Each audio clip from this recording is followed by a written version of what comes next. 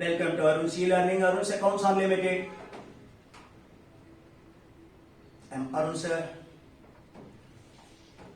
Over the last few days, we have seen the theory part of buyback of shares. In my last video, I solved a problem, journal entry as well as balance sheet. And once again, today we are going to solve one more problem on journal entry and balance sheet. Open your PDF. Question number 6. First, go through the problem. Let me read. Make notes wherever necessary. Pencil हाथ में पकड़, amount sir लिख के रखो. उसके बाद board में जो भी किया है वो अच्छे से आपको समझेगा.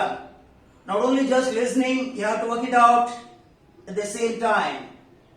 Question number 6.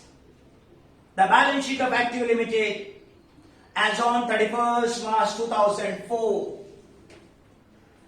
31st March 2004. Balance sheet date also.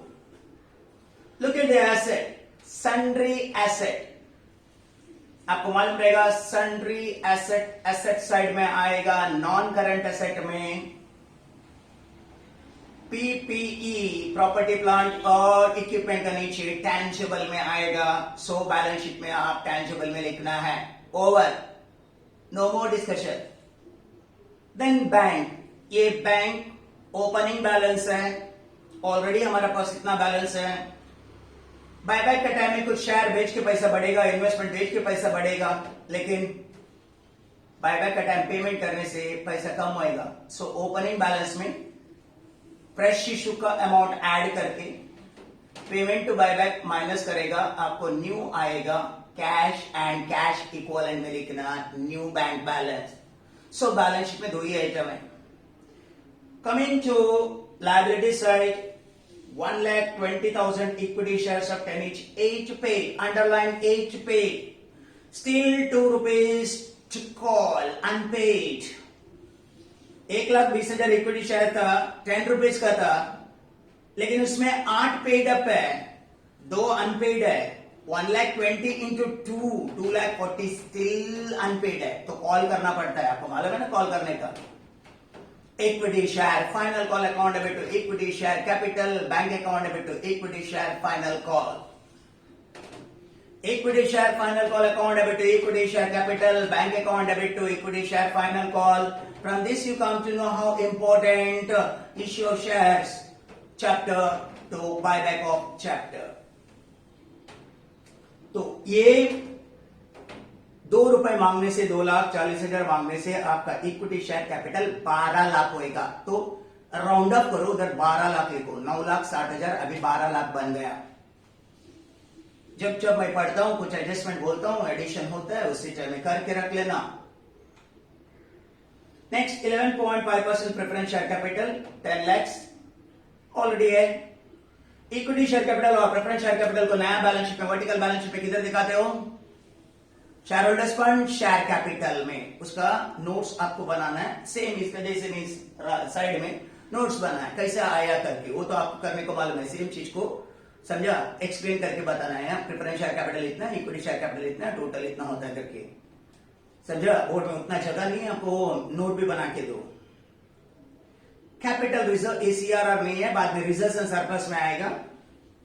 Security premium आपको मालूम है. सिक्योरिटी प्रीमियम बाद में प्रीमियम ऑन बायबैक के लिए राइट ऑफ करने के लिए यूज करना है. रेवेन्यू रिजर्व और P&L अकाउंट है 1,20,000 प्लस 2,20,000 है. सीआरआर क्रिएट करने के लिए होएगा. अगर जरूरत पड़ेगा तो रिजर्व एंड सरप्लस में आएगा. प्री रिजर्व है, डिविजिबल प्रॉफिट्स है. Current liability, other current liability में लिखना. सो एक ही है अदर करंट लायबिलिटीज में. सो balance sheet, share holders funds, share capital, reserve and surplus और आपका करंट लायबिलिटी. बस 3-4 एंट्री का अंदर खत्म हो जाता है. सो छोटा बैलेंस शीट है. Now moving to adjustment company took steps to make equity share eligible for buyback, मतलब पार्टली पेड को फुल्ली पेड, उसका तो एंट्री बताया मैंने पहले। Company issue 2400 preference shares at par, actually ऊपर वो 100 रुपीज का है, प्रेफरेंस शेयर्स 100 रुपीज का है। सो 2400 प्रेफरेंस शेयर्स और 100 each at par for buyback of 1/5 of equity capital of the company। हमारे पास इक्विटी शेयर कैपिटल कितना था? 12 लाख। ये 12 लाख का 1/5 बायबैक करने का है।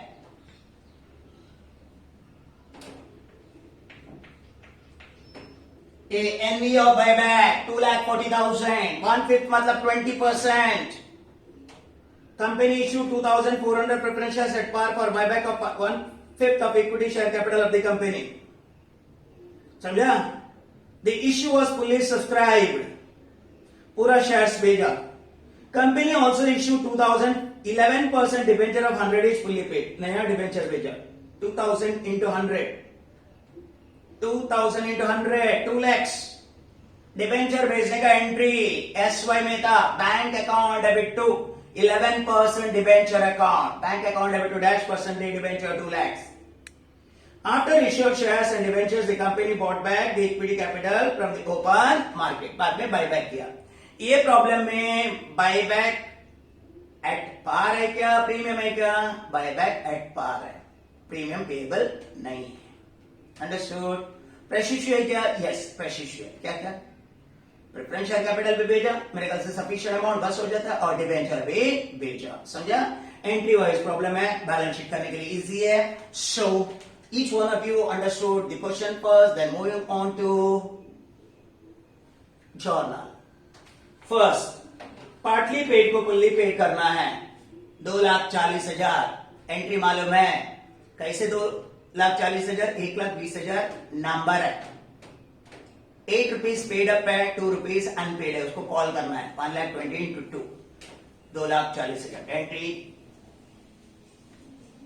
Equity share final call account debit to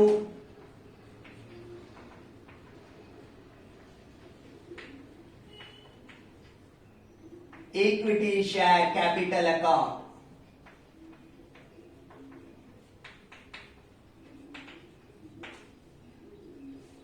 $2,40,000। Equity share final call account debit to equity share capital being final call made on 1,20,000 shares at 2 per share।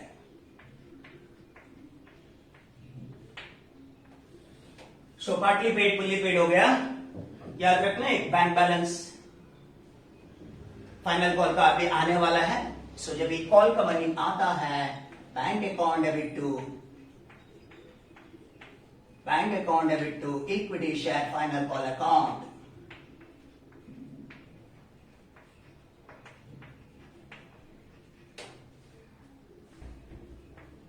$2,40,000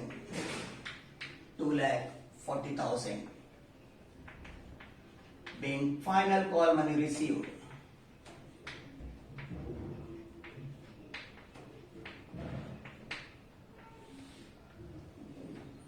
bank का final call money receive, 2 entry हुआ call करने का। उसके बाद में company took steps to make equity share eligible for buyback. Company issued 2,400 preference shares at par, 100 के हिसाब से 2,40,000 का प्रेफरेंस शेयर मार्केट में भेजा। प्रेफरेंस शेयर मार्केट में भेजेगा तो डायरेक्ट एंट्री है बैंक अकाउंट डेबिट टू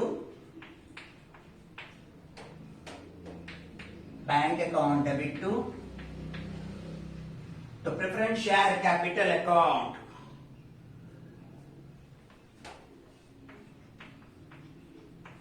तो preference share capital account 2,40,000 being fresh issue of 2,400 preference shares, 100 per share.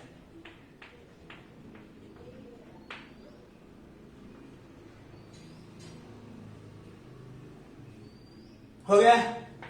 Next उसका नीचे है the issuers fully subscribed. Company also issued 2011% debenture of 100 each. 2000 into 100 2 lakhs का debenture भी भेजा. Bank account debit to 11% debentures account 2 lakh.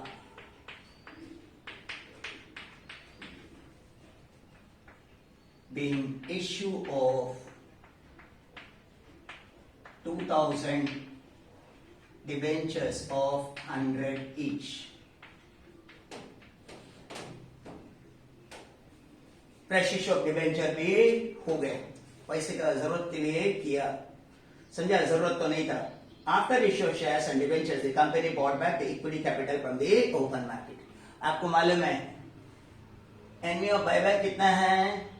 12 lakh का 1/5, 2,40,000. Premium on buyback है क्या? नहीं है. टोटल अमाउंट पेबल कितना है? 2,40,000. बायबैक का एंट्री एट पार क्या है? प्रीमियम नहीं दिया. बोलो. Equity share capital to equity share holders to bank. Equity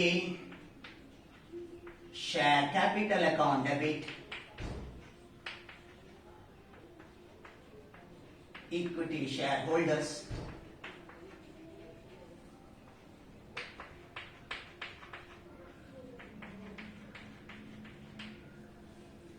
being amount payable to equity shareholders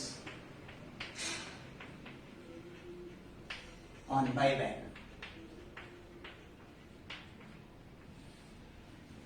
2,40,000. 2,40,000. अब इन लोग को पेमेंट करना है बायबैक का equity share holders to bank.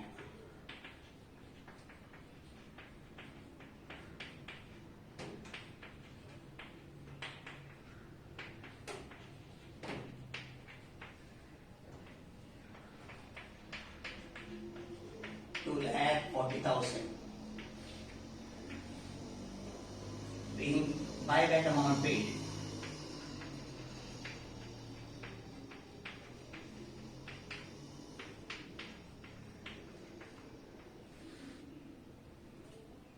Being buyback amount paid. Total कर लेना. इसमें प्रीमियम ऑन बायबैक नहीं है. राइट अप करने का बातें आता नहीं है. समझा? एकदम नॉर्मल प्रॉब्लम है. एक बार एक्सप्लेन करता हूं, उसके बाद बैलेंस शीट बनाता हूं वर्टिकल. बोलो. हमारा कंपनी के पास 1,20,000 इक्विटी शेयर था, 10 रुपए का. 8 पेडअप किए थे. 2 रुपए अभी भी बाकी था. अभी हम बायबैक करना चाहते हैं. जब तक पार्टली पेड फुल्ली पेड में कन्वर्ट नहीं होता है बायबैक नहीं कर सकता. इसलिए हमने 1,20,000 इंटू 2 इसका फाइनल कॉल किया. एंट्री था equity share final call account debit to equity share capital 2,40,000 और वो जो पैसा आया bank account debit to equity share final call. तो हो गया. जो 9,60,000 का इक्विटी शेयर कैपिटल था वो 12 लाख का हो गया. अभी उसमें से 1/5 2,40,000 बायबैक करना है एट पार. बायबैक का एंट्री है equity share capital account debit to equity share holders और पेमेंट का एंट्री है equity share holders account debit to bank. ये सब जर्नल एंट्री सेपरेट लिख के समझा के बताया था. अभी अब बायबैक के लिए क्या चाहिए? 2,40,000 के लिए हमको क्या चाहिए? सोर्सेस चाहिए. हमारे पास बहुत sufficient divisible profit free reserve रहने के बाद भी हमने मार्केट में वापस गए 2,40,000 का प्रेफरेंस शेयर कैपिटल बेचा. एंट्री है bank account debit to preference share capital. Bank account debit to preference share capital हो गया भाई. उसके बाद हमको पैसे का और जरूरत पड़ा होगा इसलिए वापस हमने मार्केट में जाके डिबेंचर इश्यू किया, लोन लिया, एंट्री है bank account debit to 11% debenture, बस। सो पहले फ्रेश इश्यू किया, पार्टली पेड शेयर्स को फुल्ली पेड करने के बाद डिबेंचर भेजा, उसके बाद बायबैक किया। अब अपने को बैलेंस शीट करना, समझा? बैलेंस शीट में एक बार मैं समझा के बताता है अमाउंट सब कैसे चेंज होता है करके। देखो सन्ड्री एसेट सेम रहेगा, सन्ड्री एसेट 26 लाख रहेगा एसेट से। बैंक आपको मालूम है आपका पास ओपनिंग बैंक बैलेंस 2 लाख कितना था, 40,000 का, 2,40,000 का। उसके बाद किधर किधर बैंक डेबिट में आया करके देख, 2,40,000 और आया, और किधर बैंक आया करके देख, 2,40,000 और आया, और बैंक किधर आया करके देख, 2 लाख इधर आया। बस इसको टोटल करो, बैंक बैलेंस हुआ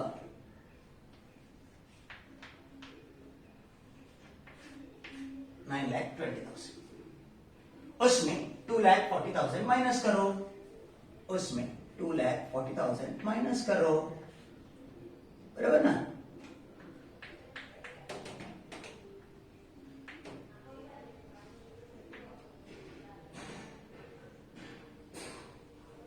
छह लाख 80,000 आपका बैंक बैलेंस रहेगा, समझा? ओपनिंग बैंक बैलेंस में जिधर जिधर से पैसा आया वो ऐड करते हो, और जिधर पैसा गया उसको माइनस करते हो। ये सब ऐड किए, ये सब ऐड किए, और बाकी का माइनस किए, समझा? 2,40,000 तो आपको उधर आया इस साइड में। इक्विटी शेयर कैपिटल पहले कितना था आपका, 12 लाख, उसमें 2,40,000 गया, तो अभी कितना, 9,60,000 रहेगा। सो 9,60,000 हमने इक्विटी शेयर कैपिटल में लिखते हैं। प्रेफरेंस शेयर कैपिटल पहले 10 लाख था, अभी 2,40,000 का फ्रेश इश्यू किया तो 12,40,000 रहेगा, है ना? इक्विटी शेयर कैपिटल 9,60,000 रहेगा, और प्रेफरेंस शेयर कैपिटल 12,40,000 रहेगा। कैपिटल रिजर्व वही रहेगा, सिक्योरिटी प्रीमियम वही रहेगा, रेवेन्यू रिजर्व वही रहेगा, P&L अकाउंट वही रहेगा, करंट लायबिलिटी वही रहेगा। सो बैलेंस शीट अपने आप टैली होगा। ओके, हम करते हैं। सो डिटेल आपको करना है। बैलेंस शीट का एसेट साइड को क्या, लायबिलिटी साइड को क्या बोलता है, इक्विटी एंड लायबिलिटीज।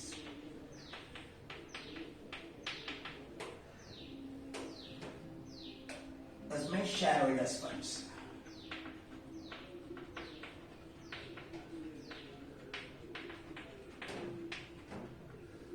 उसमें share capital,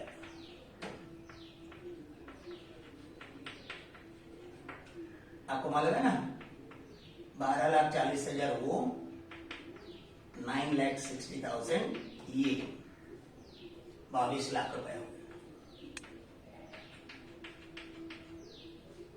equity share capital buyback से कम हो गया 2,40,000, और फ्रेश इश्यू से प्रेफरेंस शेयर कैपिटल 2,40,000 से बढ़ गया। बी है रिजर्व्स एंड सरप्लस,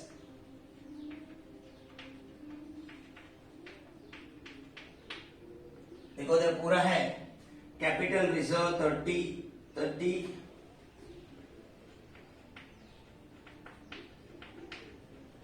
उसके बाद में P&L अकाउंट और रेवेन्यू रिजर्व 120 प्लस 1 लाख,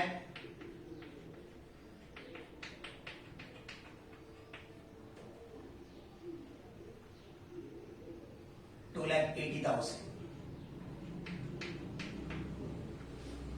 24,80,000। ये रहा आपका शेयर होल्डर्स फंड्स। उसमें सेकेंड वाला है non current liability,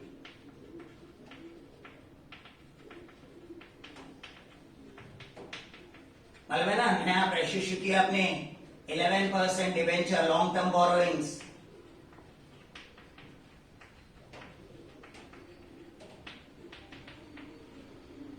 long term borrowings 2 lakh का। उसके बाद अदर करंट लायबिलिटी से देख 6 लाख, करंट लायबिलिटीज में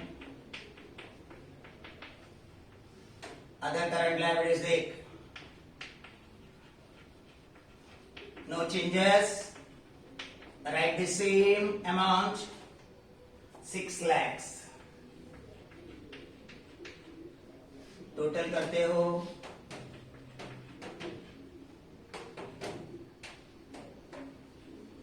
32,80,000. Where? And the second assets.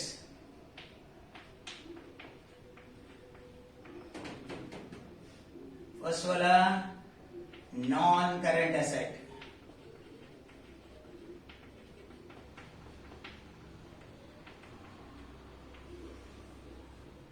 Plant,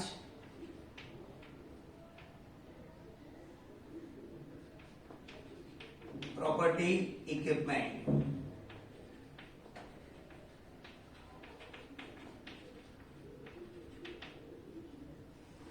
tangible.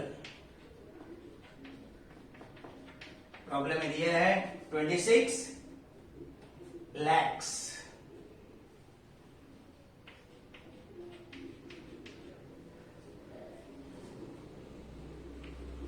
Current assets,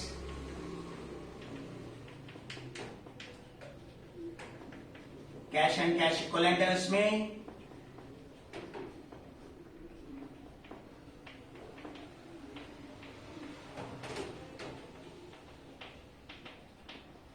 आपको वर्किंग नोट किधर दिया है 6,80,000. 3280 टैलीड. टैली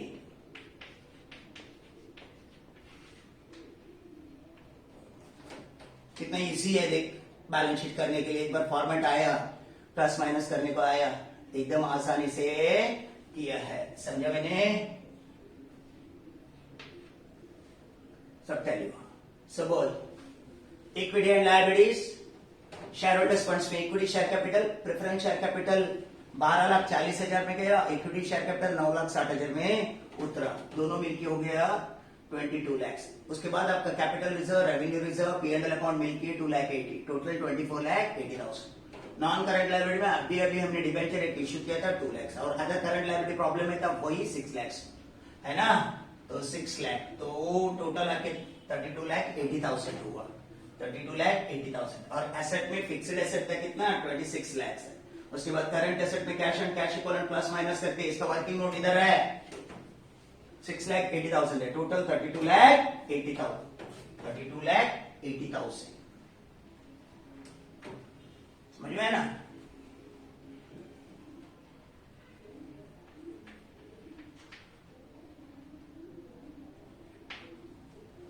$6,80,000 का cash. So this is the problem. तो हमने स्लो अप्रोच है, इसलिए for today this is enough. So practice. घर पे 1-2 बार वीडियो देखो, अपना बुक में इसको फायर करके लिखो, वर्किंग नोट लिखो, ताकि आगे आगे जैसे जैसे जाएगा एकदम आसानी से प्रॉब्लम सॉल्व कर सकते हैं. सो tomorrow we'll start with one more problem. Till then, bye.